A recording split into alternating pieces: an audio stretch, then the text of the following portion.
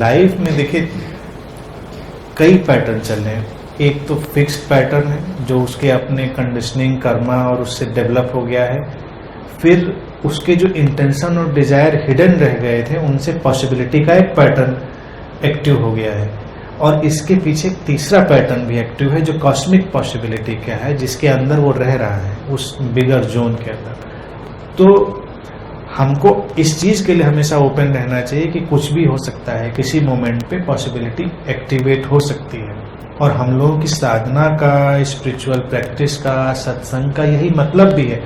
अगर सब कुछ फिक्स्ड है तो इसका कोई मतलब भी नहीं है। फिर मतलब यही है कि वो कंडीशनिंग बदल सकती है, और डेस्टिनी बदलेगी अप टू डेट कंडीशनिंग से, इस मोमेंट की कंडीशनिंग से। इस मोमेंट पे अगर 2 शब्द भी आपके दिमाग में चले गए तो आपकी पुरानी चीज टूटेगी और कोई नई चीज पैदा हो जाएगी। That's why it is important. तो ये चल रहा है हमेशा, और हमारी बस जिस दिन ये इच्छा पैदा हुई उस दिन वो परिवर्तन घट जाएगा। जैसे कि मैं हमेशा कहता रहा हूं, जो अभी भी पूछा गया कि होता क्यों नहीं है, क्योंकि अभी हम चाहते ही नहीं है। जिस दिन हम सचमुच में चाहेंगे उस दिन परिवर्तन आ जाएगा, वो जंप लग जाएगी, वो जो रिवर ऑफ पॉसिबिलिटी है उसमें जंप लग जाएगी। और जब तक नहीं चाहेंगे तब तक ऐसे ही बहते रहेंगे।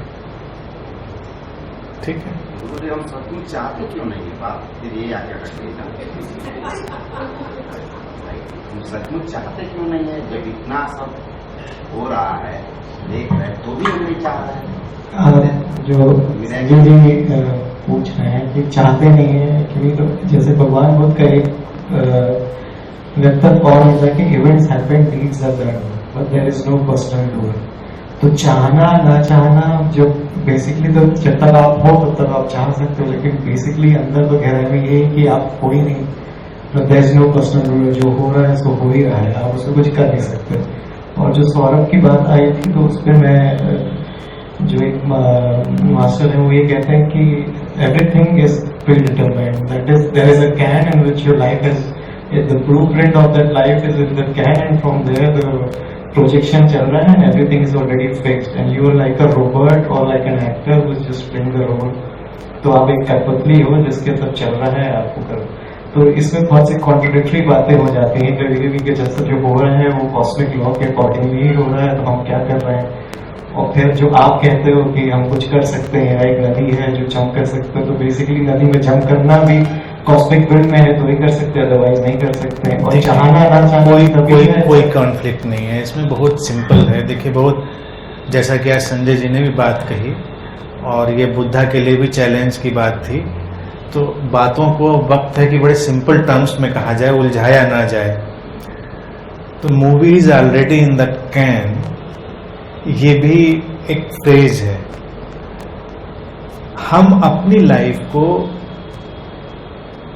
वैसी मूवी से कंपेयर नहीं कर सकते। यस, इट इज मूवी, है मूवी, लेकिन ये लगातार बन रही है कंटिन्यूअसली। वो मूवी तो एक बार बन के चली जाती प्रोजेक्टर में और फिर प्रोजेक्ट हो रही है। हमारी मूवी भी बनी बनाई है, लेकिन अभी क्या है कि ये जो इम्प्रेशन जा रहे हैं अभी, ये इम्प्रेशन भी उस मूवी की जो स्ट्रिप घूम रही है उसमें कुछ चेंजेस ला रहे हैं। तो ये कॉस्मिक विल थी, प्रीडिटरमाइंड था कि आप सब लोग यहाँ पर आ गए, बैठे, प्रीडिटरमाइंड था। बेशक नहीं तो नहीं आते, कॉस्मिक विल थी। लेकिन अभी जो चल रहा है ये भी कॉस्मिक विल का हिस्सा है, जो पॉसिबिलिटी की संभावना को ओपन कर रहा है। जो व्यक्ति बहुत माइंडफुल होके बातें सुन लेगा उसकी फिल्म का इंप्रेशन बदल जाएगा, और जो नहीं सुनेगा हो सकता है वो उसकी मूवी वही वाली चलती रहे जो ऑलरेडी फिक्स्ड हो गई है। तो इंप्रेशन इस मूवी में हम लगातार ले रहे हैं। आउटर मूवी में क्या है, इंप्रेशन एक बार बनने के बाद बिल्कुल लॉक हो जाते हैं। वही मास्टर जो कहते थे movies already in the can, वो ये भी कहते थे हमेशा कि it is based on up to date conditioning of this moment, यानी कि इस मोमेंट तक जो कंडीशनिंग है उस पर बेस्ड है। तो जब तक आप मिले नहीं यहाँ पर तो एक अलग धारा में चल रहे थे, जैसे ही मिले एक पॉसिबिलिटी का डोर ओपन हो गया। बारीक है लेकिन है, डोर है यहाँ पर। यहीं पर माइंडफुलनेस और ये टर्म का मतलब हो जाता है। जो events happen, deeds are done and there is no personal doer, तो ये बात कहाँ पे आती है फिर?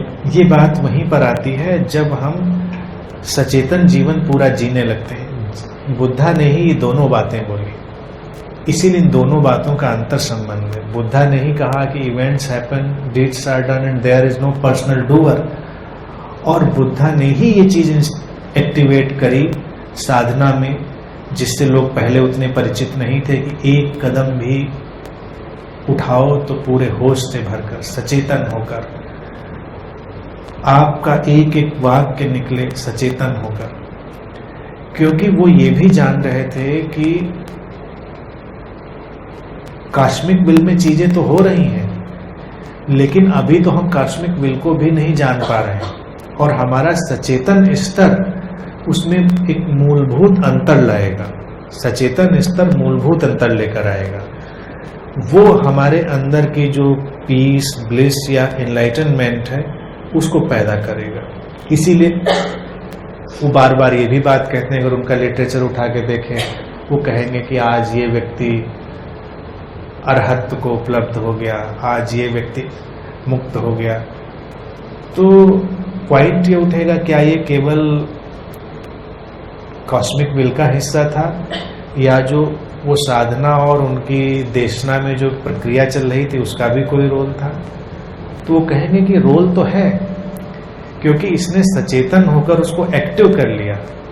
इसकी उस एक्टिविटी से उसमें बदलाव घट गया। तो दोनों थ्रेड जुड़े हुए हैं। हम जितने ज्यादा सचेतन होंगे उतने ज्यादा कॉस्मिक विल के अलाइनमेंट में होंगे। कॉस्मिक विल तो अभी भी वही है, पीस और ब्लिस की, लेकिन हम सचेतन नहीं है तो हम उस ट्रैप में उलझे। तो हमको उस मूवी से, जो डेड मूवी है, अलाइव मूवी में एंटर करना है। या अच्छा ये होगा कि हम मूवी के बजाय प्ले में एंटर कर जाएं। प्ले की भी स्क्रिप्ट है, लेकिन प्ले में इम्प्रोवाइजेशन का चांस भी है। जब कोई आर्टिस्ट स्टेज पर आता है और ऑडियंस को देखता है, हाँ स्क्रिप्ट पूरी तैयार है, स्क्रिप्ट में कोई कमी नहीं, लेकिन कभी कभी जो बहुत मजा हुआ आर्टिस्ट होता है वो ऑडियंस को देखकर भी अपना इम्प्रोवाइज कर देता है स्क्रिप्ट में। ऑडियंस को तो कभी पता ही नहीं चलता क्या हो गया, या वो भूल भी गया डायलॉग और एक्टर अच्छा है तो इम्प्रोवाइज कर लेता है। There is possibility. तो हम लोग भारतीय दर्शन में, इसीलिए इसको लीला या नाटक कहा गया, हम लोग एक लाइव ड्रामे में हैं जहां इम्प्रोवाइज करने की गुंजाइश हमेशा, और ये जो एक्ट चला है इम्प्रोवाइजेशन का है। आए तो हम थे पूरी स्क्रिप्ट के साथ, लेकिन इम्प्रोवाइज कर सकते हैं। एक्टिंग फिर भी है, प्ले फिर भी है, थिएटर फिर भी चल रहा है, but there is possibility of improvisation all the time. चलिए आज के लिए इतनी ही बात।